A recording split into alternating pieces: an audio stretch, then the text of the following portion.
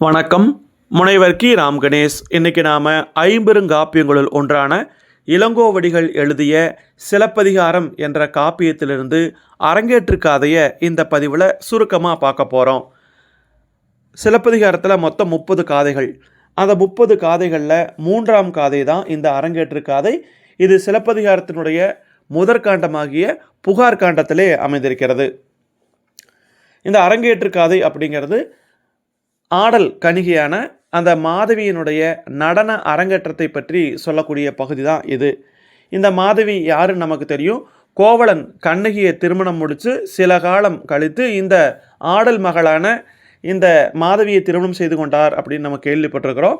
அப்படி அந்த மாதவியை அந்த கோவலன் சந்தித்த ஒரு நிகழ்வு இந்த அரங்கேற்று காதையில் தான் இடம்பெற்றிருக்கிறது. இப்போது முதல்ல இந்த அரங்கேற்று காதையில் மாதவியினுடைய பிறப்பை பற்றி சொல்கிறார்கள். எப்படி சொல்கிறாங்கன்னு பாருங்களேன். பொதிய மலையினுடைய முனிவனாக இருக்கக்கூடியவன் அகத்தியன். அந்த அகத்தியர் ஒரு முறை என்ன பண்ணாராம், தேவலோகத்துக்கு போனாராம். அங்கே தேவலோகத்துக்கு போகிறப்போ அங்கே ஆடல் கலைகளில் சிறந்த அந்த ஊர்வசியினுடைய நடனம் அங்கே நடக்குது. அப்போ அகத்திய முனிவர் பார்த்துட்ருக்காரு. அதே அவையில் தேவேந்திரனுடைய மகனாகிய ஜெயந்தரும் இருக்கிறான். அந்த ஜெயந்தனுக்கும் இந்த ஊர்வசிக்கும் இடையில் காதல் இருந்திருக்கிறது. அப்போ அகத்திய முனிவர் முன்னாடி இந்த ஊர்வசி ஆடிக்கொண்டிருக்கும் போது அவளுடைய கவனம் முழுக்க நடனத்தின் மேலே இல்லை, அந்த ஜெயந்தன் மேலேயே இருக்குது. அப்போது அகத்திய முனிவர் ஒரு சாபம் கொடுத்துட்றாரு. அந்த சாபம் கொடுத்ததன் காரணமாகத்தான் அந்த ஊர்வசி பூலோகத்தில் பிறந்தாள். அந்த ஊர்வசியினுடைய மரபில் வந்தவ தான் இந்த மாதவி அப்படிங்கிற ஒரு கருத்தும் இங்கே சொல்லப்படுது. அப்போது அதுக்கப்புறம் அவருடைய சாபம் நீங்கி அவள் மறுபடியும் தேவலோகம் சென்றால் நல்லா சொல்கிறாங்க. இருந்தாலும் அவங்க அந்த ஊர்வசியினுடைய வழியில் வந்தவ தான் இந்த மாதவி அப்படிங்கிற செய்தி சொல்லப்படுது. அப்போது அந்த பொதியமலை முனிவன் அந்த அகத்தியனுடைய அருளால் அவனால் சாபம் பெற்றிருந்த இந்திரன் மகன் ஜெயந்தனும் அந்த அரம்பையர் வரிசையில் வந்த ஊர்வசியும் சாபம் நீங்க பெற்றாங்க. அந்த ஊர்வசியினுடைய மரபில் பிறந்தவ தான் மாதவி. அவள் பிறப்பில் குறைபாடு இல்லாதவ, அழகான தோள்களை கொண்டவள் அப்படின்னு சொல்கிறாங்க. அப்படி இருக்கக்கூடிய அந்த மாதவிக்கு ஒரு நாள் அரங்கேற்றம் நடக்குது. இத்தனை காலம் அவன் நடனம் கற்றிருக்கிறாள். எவ்வளோ காலம்னு பாருங்களேன். ஆடல் பாடல் அழகு இந்த 3லையும் 1 கூட குறைவில்லாதவள் மாதவி. அவள் தன்னுடைய 5வது வயதில் தொடங்கி 7 ஆண்டுகள் வரை முறையாக நாட்டியம் பயின்றவள். அவளுடைய 12ஆம் வயதில் சோழ மன்னன் முன்னாடி அவளுடைய நடனத்தை அரங்கேற்றம் பண்ண விரும்புகிறாள். அங்கே யாரெல்லாம் வர்றாங்கன்னு பார்த்தீங்கன்னா, ஆடலாசிரியன், இசையாசிரியன், இயற்றமிழ் புலவன், தன்னுமை முதல்வன், குழலாசிரியன், யாழாசிரியன், இவங்க எல்லாமே அங்கே வர்றாங்க. பாடுறவங்க, அந்த இசைக்கருவிகள் இசைக்கக்கூடியவங்க, புல்லாங்குழல் வாசிக்கக்கூடியவங்க, அந்த யாழ் அப்படிங்கிற இசைக்கருவி வாசிக்கிறவங்க, பாட்டு சொல்லி கொடுத்தவங்க, ஆடல் சொல்லி கொடுத்தவங்க, இந்த மாதிரி எல்லாருமே அந்த அரங்கேற்றம் நடக்கக்கூடிய இடத்துக்கு வர்றாங்க. அதில் அந்த ஆடல் ஆசிரியனை பற்றி சொல்லும்போது அகக்கூத்து புறக்கூத்து அப்படிங்கிற 2 வகை கூத்துகளையும் அதனுடைய இலக்கணங்களையும் அறிந்தவனாம். அவற்றின் பல பகுதிகளாகிய கூத்துகளையும் இணைக்க வல்லவன்.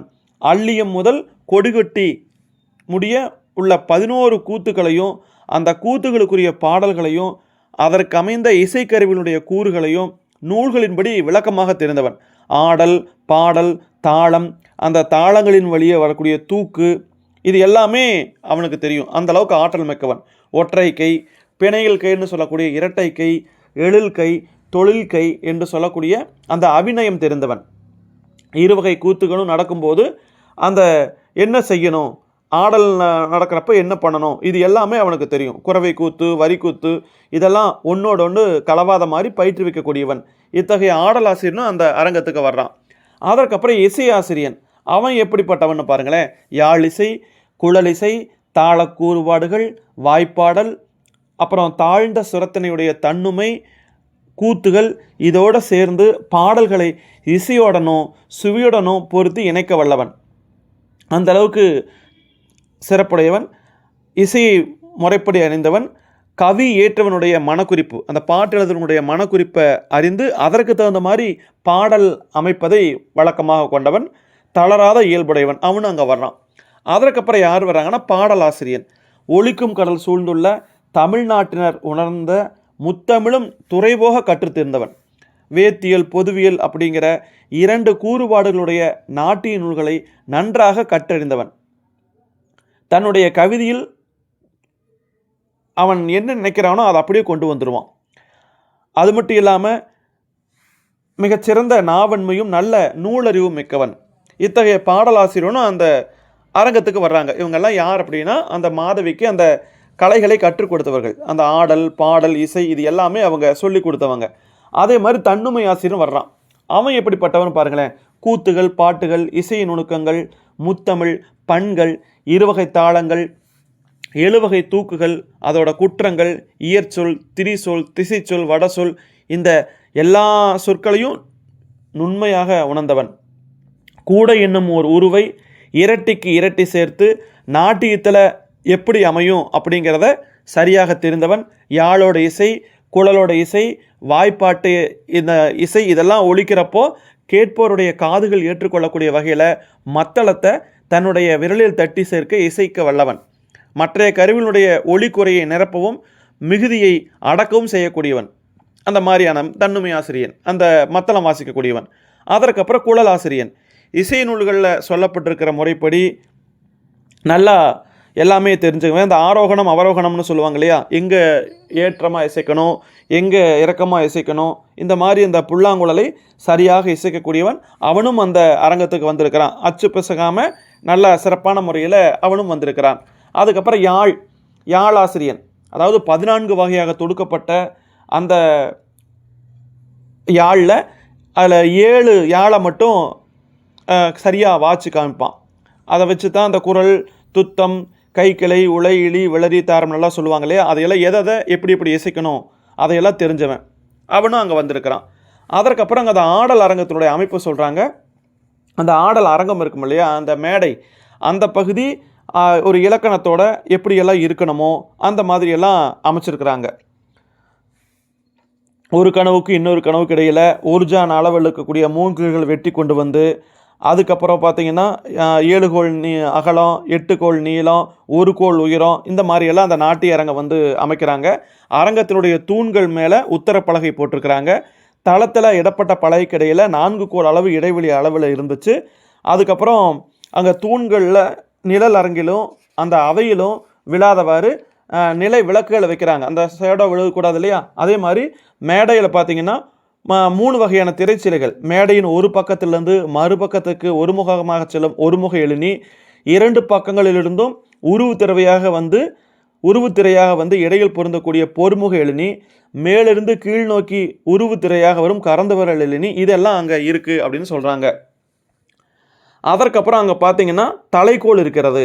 இந்த தலைக்கோல் அப்படிங்கிறது பெரும்புகழ் பெற்ற மன்னருடன் நடந்த போரில் அவங்க தோற்று புதமுகிட்டு ஓடி போன போது அவங்ககிட்டருந்து பறிக்கப்பட்ட அந்த வெண்கொற்ற கொடி இருக்கும் இல்லையா, அதில் செய்யப்பட்டது தான் இந்த தலைக்கோள்னு சொல்கிறாங்க. இந்த தலைக்கோள் வந்து இந்திரனுடைய மகன் ஜெயந்தனாக கருதப்படுகிறது அப்படின்னு சொல்கிறாங்க. அந்த இந்திரன் மகன் ஜெயந்தன் அந்த ஊர்வசியை விரும்பினார்னு சொல்லுவாங்க இல்லையா, அதை சொல்கிறாங்க. அப்போ அந்த தலைக்கோளை வந்து அங்கே அரங்கத்தில் வைக்கிறாங்க. அதுக்கும் நீராட்டெல்லாம் பண்ணி கொண்டு வந்து ஒரு மரியாதையாக கொண்டு வந்து வைக்கிறாங்க. அப்போ அந்த நேரத்தில் அரங்கத்தில் இசை முழக்கம் கேட்குது. மாதவி ஆட ஆரம்பிக்கிறாள். ஒரு தாளத்துக்கு 2 பற்றாக 11 பற்றாலே தேசி கூத்த ஆடி காமிக்கிறா. பிறகு மங்கள பண்ணான பாலை பண்ணை ஆலாபனை செய்து மங்கள சொல்லினை உடையதாய் 4 இருப்பும் குறைபாடில்லாத பாட்டுக்கு சொற்படுத்தியும் இசைப்படுத்தியும் பாட்டும் கொட்டும் கூத்தும் நிகழ்த்தி காண்பிக்கிறா.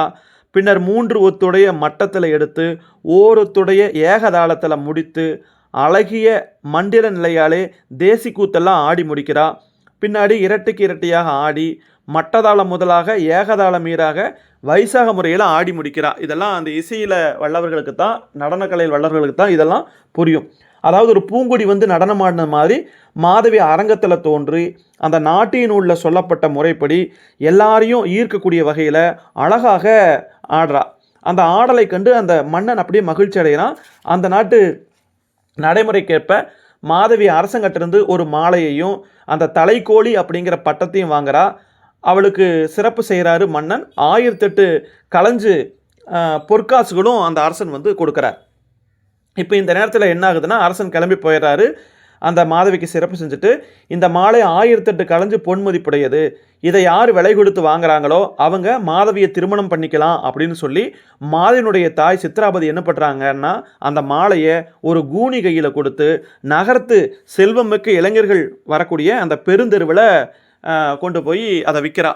அப்போ அது அந்த பொருள் கொடுத்து, மிகுதியான பொருள் கொடுத்து அந்த மாலையை யார் வாங்குறாங்கன்னா கோவலன் வாங்குறான்.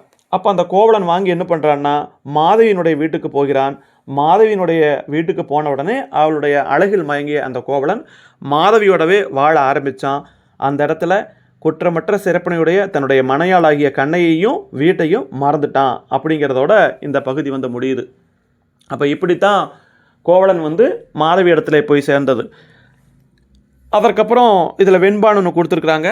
அழகிய புகார் நகரில் பிறந்த பொற்குடி மாதவி ஆடலரங்கு ஏறி அவ எழுத்து சொல் பொருள் யாப்பு அணி என்பவற்றையும் இசைத்தமிழினுடைய 4 பெரும் பண்களையும் நாடகத்தமிழினுடைய இனிய கூறுகளான 11 கூத்துகளையும் பூமியில் இருக்கிறவங்க எல்லாரும் பாராட்டும்படியாக ஆடியும் பாடியும் காட்டினாள். அதனால் உலகு புகழும் சிறப்பு பெற்றாள் அப்படிங்கிறதாக இங்கே வெண்பா வந்து சொல்லப்பட்டிருக்கு. அந்த வெண்பா ஒரு சுருக்கமாக அந்த காதையில் நின்று இருந்துச்சு அப்படிங்கிறத சுருக்கமாக சொல்லக்கூடிய பகுதி.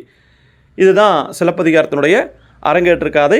அந்த மாதவியினுடைய நடன அரங்கேற்றம் பற்றியும் அவள் வந்து தலைக்கோல் அருவி பட்டம் பெற்றது, அதற்கப்புறம் 1008 கலஞ்சு பொன் பெற்றது, ஒரு மாலை பெற்றது, இந்த செய்தியெல்லாம், அப்புறம் அந்த கோவலன் அந்த மாலை விலை கொடுத்து வாங்கி மாதவியோடவே தங்கியது, இது மாதிரியான செய்திகளை எல்லாம் இந்த பகுதி சொல்லுது. நன்றி.